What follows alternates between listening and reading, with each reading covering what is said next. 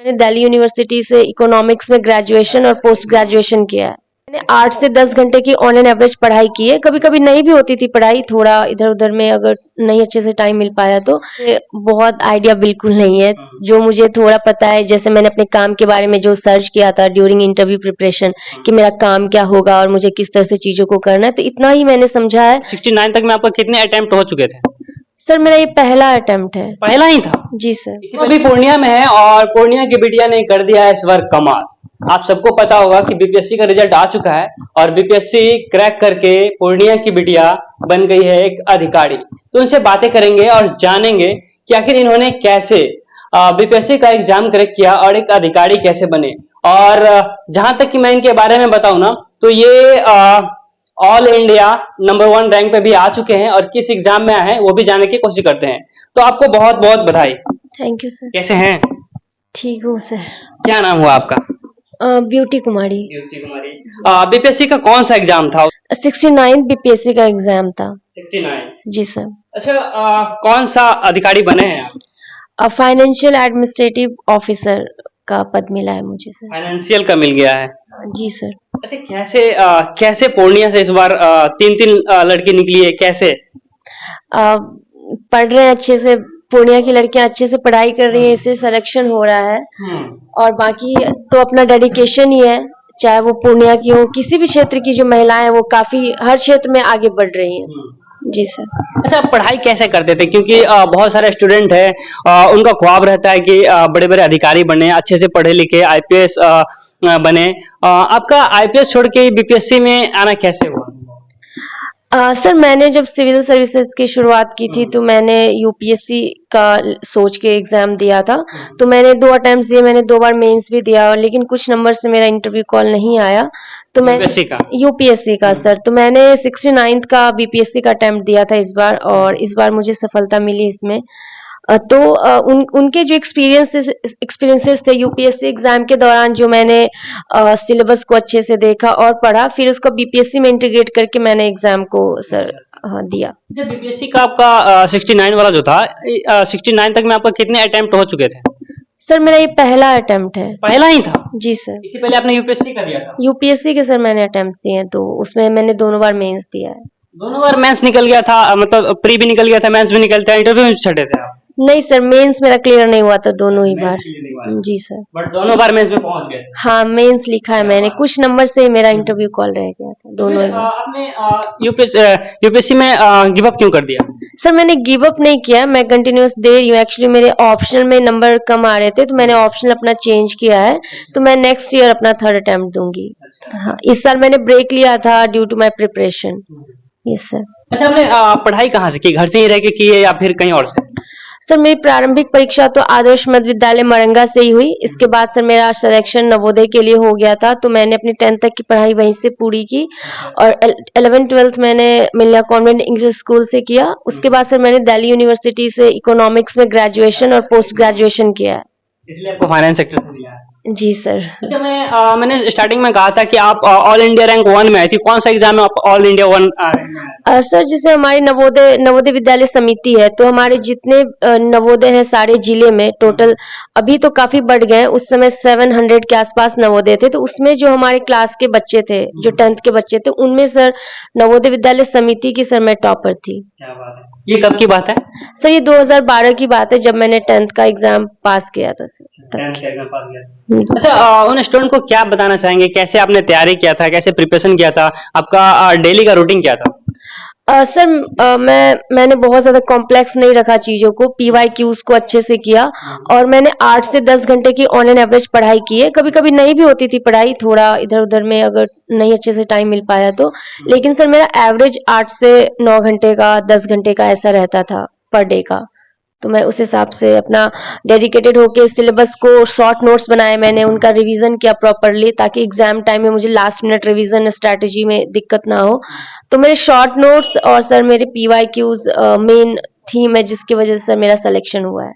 अच्छा, आपने कहा मेन फोकस मेरा यूपीएससी का था, फिर आपने बीपीएससी का एग्जाम दिया और इसमें क्लियर भी कर लिया आपने। इससे पहले कौन कौन सा एग्जाम आप क्लियर किए? सर मैं यूपीएससी ही दे रही थी पोस्ट ग्रेजुएशन करने के बाद, मैंने उसी के अटेम्प्ट्स दिए, और ये सर मेरा दूसरा एग्जाम है। अच्छा, दूसरा एग्जाम। जी सर, मैंने और दूसरा कोई एग्जाम नहीं दिया है। और सर मैंने नेट क्लियर किया है, तो मैंने नेट अपने, जब मैं मास्टर्स में ही थी तभी मैंने नेट का एग्जाम क्लियर कर लिया था। आपने नेट एग्जाम भी क्लियर कर लिया, वो कब किए थे आप? वो सर मैंने 2019 में किया था। 2019 में। थोड़ा सा नेट के बारे में जानना चाहेंगे, क्योंकि मेरा भी इकोनॉमिक्स है और मेरा भी पीजी क्लियर हो चुका है। मैं भी नेट का प्रिपरेशन कर रहा हूँ, तो थोड़ा सा इसका बताएं कि आप कैसे नेट का प्रिपरेशन करते थे? सर मैं सच कहूँ तो मैंने इसके लिए कोई विशेष प्रिपरेशन नहीं की थी। मेरा एप्टीट्यूड अच्छा था, जो पेपर 1 होता है, तो उसमें मेरे अच्छे नंबर थे। और दूसरा जो इकोनॉमिक्स था, तो थोड़ा वो थियोरेटिकल क्वेश्चंस आते थे, जो हम लोग का प्रैक्टिकल थोड़ा एप्लीकेशन बेस्ड ज़्यादा है दिल्ली यूनिवर्सिटी में। तो सर उसके लिए मैंने एक बुक था, उसमें मुझे नाम तो याद नहीं आ रहा उस बुक का, मैंने उनके चैप्टर्स को अच्छे से रिवाइज किया था, तो उससे हो गया था सर मेरा क्लियर। कहीं क्लास वगैरह लिए थे या नहीं लिए? नहीं सर, मैंने थ्रू आउट अपनी पूरी प्रिपरेशन में, मतलब जब से मैंने नवोदय का एग्जाम क्लियर किया है तब से लेके आज तक मैंने कोई सर कोचिंग नहीं ली है। मुझे कोचिंग वाली मेथड पे थोड़ा भरोसा नहीं है, मुझे लगता है कि सेल्फ स्टडी से आई कैन डू बेटर। अच्छा।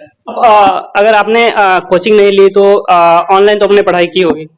हाँ सर, ऑनलाइन जैसे 1-2 वेबसाइट्स हैं, उनसे मैं न्यूज़पेपर, जैसे मैंने स्टार्टिंग में द हिंदू को फॉलो किया था, तो उसको मैंने 1-1.5 साल फॉलो किया। उसके बाद थोड़ा टाइम ज़्यादा लग रहा था, तो मैंने उसका सब्स्टिट्यूट ढूंढ लिया था कि किसी वीडियो के माध्यम से उसके शॉर्ट नोट्स बना के उसको मैं रख लूँ, न्यूज़पेपर को स्किप करूँ।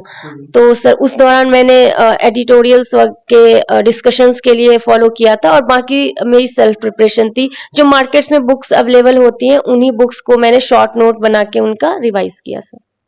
बच्चों का कहना ये होता है कि हम बहुत पढ़ाई करते हैं लेकिन फिर भी मेरा एग्जाम क्लियर नहीं हो पाता है, तो इसके पीछे का सबसे बड़ा रीजन क्या है? सर इसके पीछे 2-3 रीजन हो सकते हैं। पहला है कि हो सकता है कि एक कोई इम्पोर्टेंट सब्जेक्ट हो जिसमें आपकी पकड़ थोड़ी कम हो, तो उस पे हमें काम करना चाहिए। ज़्यादातर बच्चों को, जैसा मैंने देखा है, कि हिस्ट्री थोड़ी वीक होती है, और हिस्ट्री से ज़्यादा क्वेश्चन आ जाते हैं कभी-कभी। आते ही हैं, कभी-कभी नहीं, हमेशा ही आता है। तो उसमें थोड़ी जैसे नंबर कम हो गए, तो ऐसा हमें रखना है कि हर सब्जेक्ट ऑन एन एवरेज हो। कोई सब्जेक्ट बहुत अच्छा हो, 3-4 सब्जेक्ट बहुत अच्छे हो, तो एवरेज से बिलो अगर कोई सब्जेक्ट जाता है तो वो एक रीजन हो सकता है। दूसरा है सर कि मार्क्स किस बेसिस पे मिल रहे हैं। कभी कभी क्या होता है कि हम बस लिख रहे होते हैं, क्वेश्चन की डिमांड को अच्छे से एड्रेस नहीं करते हैं। हमारे कीवर्ड्स होते हैं, कमेंट, डिस्कस, इस तरह के जो कीवर्ड्स होते हैं, तो उनके अनुसार हमारी आंसर काफी चेंज हो जाती है। उसको भी एड्रेस नहीं करने से एग्जाम में मार्क्स थोड़े कम रह जाते हैं। और सर थर्ड है कि कभी कभी हम बहुत पढ़ाई करते हैं, कभी कभी नहीं करते हैं। तो मुझे लगता है कि एक जो डिसिप्लिन होता है वो एक रूटीन के थ्रू आता है। अगर आपका रूटीन है कि आपको इतना पढ़ना है, या बहुत सारे बच्चे टॉपिक वाइज करते हैं, जैसे मैं तो नंबर ऑफ आवर्स के हिसाब से करती थी कि मुझे इतने घंटे पढ़ाई करनी है। क्योंकि ऐसा होता है कि अगर आप ऐसा रखेंगे कोई टॉपिक जल्दी समझ में आ गया, तो फिर तो उस दिन 2-3 घंटे पढ़ाई होगी, तो मैं वैसा नहीं रखती थी। बहुत सारे बच्चे ऐसा रखते हैं। मैंने नंबर ऑफ आवर्स के बेसिस पे पढ़ाई की कि मुझे एवरेज इतना पढ़ना है। और सर जो मैंने बात बोली दूसरी कि डेली पढ़ाई करनी है, तो वो सर मेरा एवरेज मेंटेन रहा है थ्रू आउट, जब से मैंने प्रिपरेशन स्टार्ट की है। कभी अगर रिजल्ट थोड़ा नेगेटिव आया तो 1-2 दिन का होता था, but I resume back with very firmly. जब आपका बीच बीच में गैप होता होगा, 2-3-4 दिन कभी कभी होता है, क्योंकि कोई भी स्टूडेंट रेगुलर कंटिन्यू नहीं रह सकता, क्योंकि बीच बीच में कभी न कभी 2-3 दिन का गैप हो ही जाता है, तो उसको आप किस तरह से मैनेज करते हैं? सर गैप्स तो ऐसा था कि मैं अपने सिबलिंग्स के ही साथ रहती थी, तो वो तो डेली ही हो जाता था कि थोड़ा देर का वो हो जाता था, तो ऐसे बहुत ज्यादा गैप्स तो नहीं आए हैं। पता नहीं क्यों, मुझे लगता है मेरे सिलेक्शन का सबसे बड़ा रीजन यही है कि मैं डेडिकेटेड थी काफी ज्यादा, कि मुझे करना ही है। जब कभी घर आते थे तब हो जाती थी, इसके अलावा sir mostly I have followed my routine sir.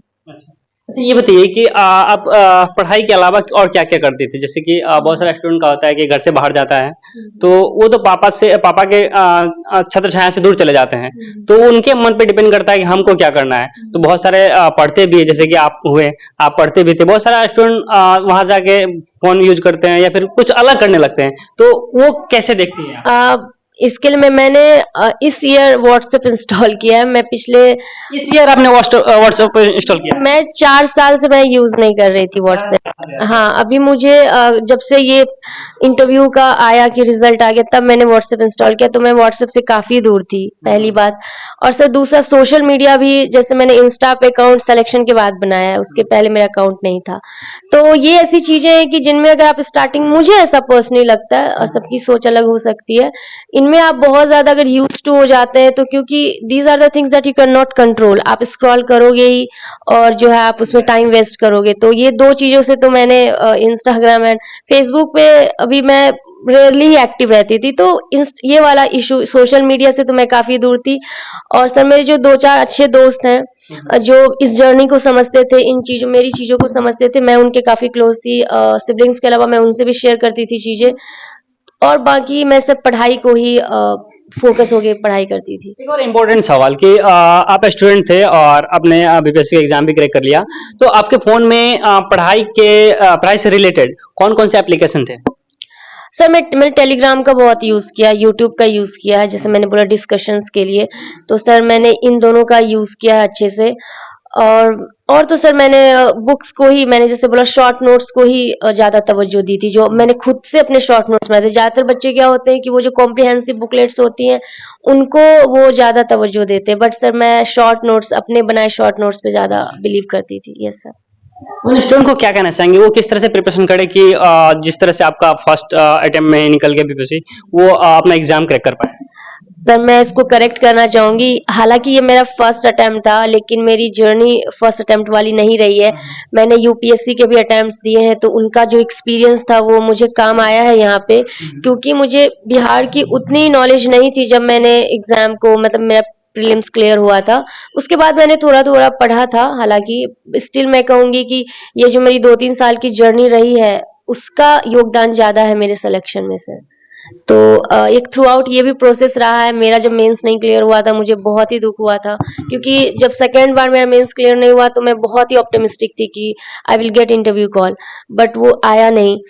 तो आसान तो नहीं था, और उस समय भी ऐसी कई सारी चीजें थी, क्योंकि होता क्या है कि आपको डेली मेंटेन करना ना, हर दूसरे तीसरे दिन लगता है कि इतना देर पढ़ना है, कैसे होगा, चीजें होती डिमोटिवेटिंग लगती, क्योंकि इसका रिजल्ट, ये रिवॉर्ड बहुत अच्छा देता है, जैसे कि बीपीएससी का सिलेक्शन है, यूपीएससी का सिलेक्शन, ये रिवॉर्डिंग है, but it takes a lot of time, a lot of patience, आपका भी, पेरेंट्स का भी, आसपास के लोगों का भी। ये पेशेंस टेस्टिंग, मैं इसे सिलेबस से ज्यादा ना मेंटल गेम का नाम दूंगी। ये मेंटली आपको बहुत टेस्ट करता है कि आप कितने रेजिलियंट हो to the failures, to the, मतलब आप अगर रूटीन नहीं फॉलो कर रहे, इन सब चीजों के प्रति आप कितने डेडिकेटेड हो, इसका सर ज्यादा रोल है इसमें।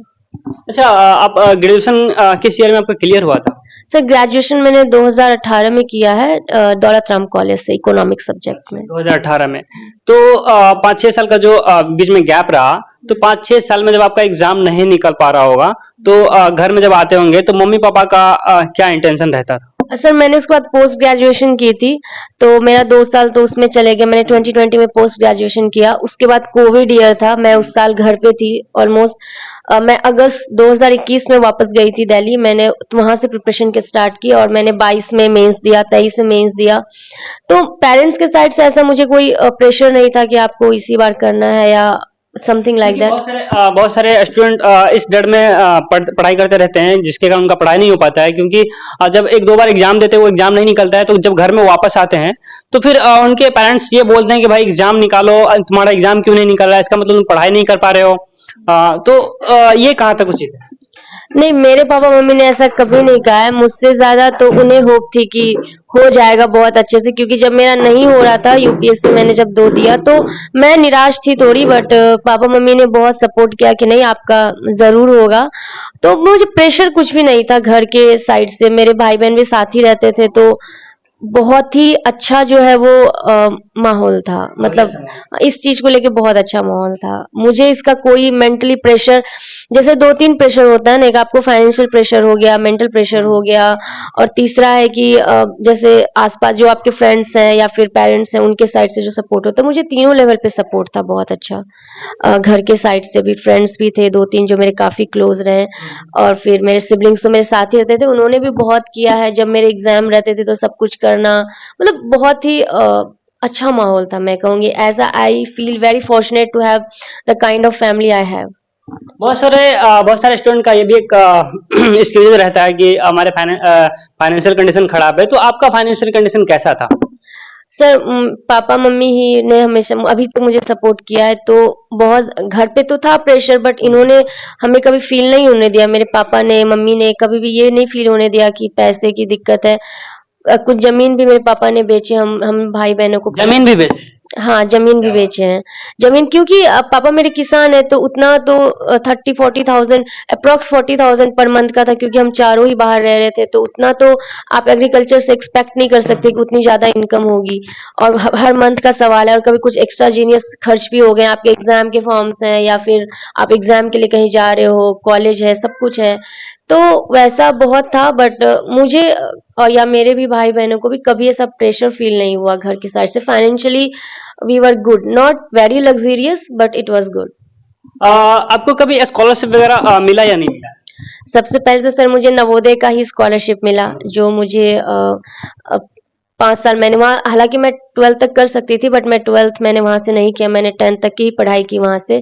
उसके बाद सर मैं कॉलेज में जब थी, तो कॉलेज में मेरा परफॉर्मेंस अच्छा था, तो उसमें जो कॉलेज लेवल पे स्कॉलरशिप्स होते हैं वो मुझे मिले। फिर मैंने नेट का एग्जाम क्लियर किया, तो मैं जा सकती थी उस फील्ड में, बट मैंने सिविल सर्विसेज को ही चूज किया। तो वैसे थोड़े थोड़े हमेशा रहे हैं, अब फाइनली एक सिलेक्शन हो गया है, तो ये ज्यादा रिवॉर्डिंग है। फाइनली आपका एक अधिकारी के तौर पे सिलेक्शन हो चुका है, वो भी फाइनेंस सेक्टर में। तो सबसे पहले आप जब ज्वाइन करेंगे तो सबसे पहले आपका मन में क्या है कि आप क्या करेंगे? सर मैं सच कहूँ तो अभी मुझे बहुत आइडिया बिल्कुल नहीं है। जो मुझे थोड़ा पता है, जैसे मैंने अपने काम के बारे में जो सर्च किया था ड्यूरिंग इंटरव्यू प्रिपरेशन, कि मेरा काम क्या होगा और मुझे किस तरह से चीजों को करना है, तो इतना ही मैंने समझा है कि जो थ्योरेटिकल नॉलेज मैंने अपने सब्जेक्ट्स के थ्रू गेन किया है, और जो प्रैक्टिकल नॉलेज मुझे ट्रेनिंग के दौरान मिलेगी, उन दोनों के समन्वय से सर मैं अपने कार्य को अच्छे से निभा पाऊंगी, अच्छे से उसका निर्वहन कर पाऊंगी। अच्छा, थोड़ा सा मैं ये भी जानना चाहूंगा कि जब आपका इंटरव्यू हुआ था तो वो किस टाइप का इंटरव्यू हुआ था और कैसे हुआ था? हाँ सर, मेरा इंटरव्यू बागमती बोर्ड में था, और सर चेयरमैन सर का नाम मैं भी भूल रही हूँ, यादव सर थे। तो उनके बोर्ड में सर मेरा इंटरव्यू हुआ था, और क्वेश्चन सर सारे मेरे से इकोनॉमिक्स के ही पूछे गए थे। सारे इकोनॉमिक्स के ही पूछे गए? हाँ सर, जैसे मैंने 2 इंटरव्यू दिए थे, तो 2 इंटरव्यू दिए थे, तो दोनों इंटरव्यू मेरा जो है इकोनॉमिक्स के ही बेस पे था, और मुझसे डायग्राम भी पूछे गए थे, जैसे कि रेक्टेंगुलर हाइपरबोला का आप डायग्राम बनाइए, एवरेज कॉस्ट का, मार्जिनल रेवेन्यू कर्व्स, ये सब उन्होंने पूछा था मुझसे। और बाकी जो थ्योरेटिकल क्वेश्चंस है वो पूछे गए थे। अप्रोक्स कितने क्वेश्चन पूछे गए थे इंटरव्यू में? अ, सर 15 से 18 क्वेश्चन होंगे। मेरा 20 मिनट के अप्रोक्स इंटरव्यू चला था। इंटरव्यू के लिए आपने प्रिपरेशन कैसे किया था? सर मैंने मेंस तक, जब मेरा मेंस क्लियर हो गया, तो उसके बाद सबसे पहले मैंने बिहार स्पेशल थोड़ा सा पढ़ा, क्योंकि वो एरिया मेरा थोड़ा वीक था, तो मैंने उसकी पढ़ाई की। मैंने 3-4 मॉक दिए थे, बस 3-4 ही दिया था। हालांकि मेरे जो 2-3 लोगों से बातें हुई, तो वो लोगों ने काफी दिए थे, बट मुझे पर्सनली लगा कि मेरी चीजें जो है उनमें मैं ज्यादा खुद से ही वर्क करूं, तो मैंने टोटल 4 मॉक दिए थे। और उस मॉक के बाद मतलब सबका रिव्यू अच्छा था कि नहीं ठीक है। और बाकी तो sir interview day is all together different game. उस दिन आपको बहुत डर लग रहा होता है, तो इंटर करते ही वो, बट सर मेरा इंटरव्यू काफी अच्छा हुआ था, तो मैं काफी होपफुल थी कि हो जाएगा। आपने कहा कि सारा सवाल इकोनॉमिक्स से ही पूछा गया था, तो जनरल नॉलेज से नहीं पूछा जा रहा था क्या? नहीं, पूछे जा रहे थे। मतलब वो क्या होता है कि डिपेंड करता है, सबसे अलग अलग तरह के क्वेश्चन पूछे जाते हैं। जैसे उन्होंने मुझसे पूछा ही कि आपका सब्जेक्ट क्या है, तो मैंने बोला कि इकोनॉमिक्स है सर, तो ऑप्शनल क्या है, तो वो भी इकोनॉमिक्स है। तो फिर उन्हें लग गया कि दोनों, तो उन्होंने बोला वेरी गुड, एंड देन उन्होंने इकोनॉमिक्स के ही मुझसे सारे क्वेश्चंस पूछे। अंत में आपसे जानना चाहूंगा कि आप कितने भाई बहन हैं? अब मैं सर 4 भाई बहन हूँ। आप कितने नंबर? मैं सबसे बड़ी हूँ। सबसे बड़ी हैं? जी सर। क्या बात, सारा रिस्पॉन्सिबिलिटी आप पे है। अब तो लग रहा है। अच्छा, इसमें सबसे अहम भूमिका किनका है? सर अहम भूमिका मेरी दादी का है सबसे ज्यादा। जब मेरी दादी 2014 में उनकी डेथ हो गई, तो मैं अपनी दादी के बहुत ही क्लोज थी, एंड आई एक्सपेक्ट कि आज वो होती तो उन्हें बहुत ही खुशी होती। मेरी दादी के बाद मेरे पापा मम्मी ने बहुत ज्यादा किया, और खासकर मम्मी ने ज्यादा किया है, क्योंकि घर के काम है, बाकी भी चीजें हैं, तो हर चीज से दूर रखा, हमेशा पढ़ने को लेकर के। जैसे पापा तो नॉर्मली हाँ बेटा खाना खाया, पढ़ाई ठीक है, हाँ ठीक है, बट मम्मी इज लाइक कि सब कुछ पूछती थी कि एग्जाम हुआ तो कितने नंबर आ सकते हैं, या हर तरह की चीज जनरली वो चाहती थी डिटेल में थोड़ा जाने समझे, टाइम देती थी हर चीज के लिए। तो मम्मी का और मेरी दादी का सर, पापा का तो ऑब्वियसली है ही। तो लेकिन एक जो होता है, क्योंकि हम लड़कियां हैं तो माँ से ज्यादा क्लोज होती हैं, तो मेरी दादी और मेरी मम्मी का सर कंट्रीब्यूशन सबसे ज्यादा है। अभी तक में आपका कभी ऐसा हुआ कि एग्जाम दिए और उसमें सबसे कम मार्क्स आया और घर में आने के बाद डांट पड़ी हो? नहीं, डाँट तो नहीं पड़ा है कभी भी, क्योंकि डाँट नहीं पड़ी है। और एग्ज़ाम में नंबर क्या ही कमाएँगे, सिलेक्शन जब नहीं होता है, मतलब जैसे आपका कोई स्टेज क्लियर नहीं हुआ तो वो भी फेल ही है ना। जैसे मेंस क्लियर नहीं हो रहा है तो वो प्रीलिम्स मैंने क्लियर किए हैं सारे, और मेंस मैंने सर यूपीएससी का ही जो 2 दिया वो मेरा क्लियर नहीं हुआ। तो उस समय निराशा तो थी, लेकिन होपफुल भी थी कि मैं कर लूँगी नेक्स्ट टाइम। लास्ट में स्टूडेंट को क्या संदेश देना चाहेंगे अपनी ओर से?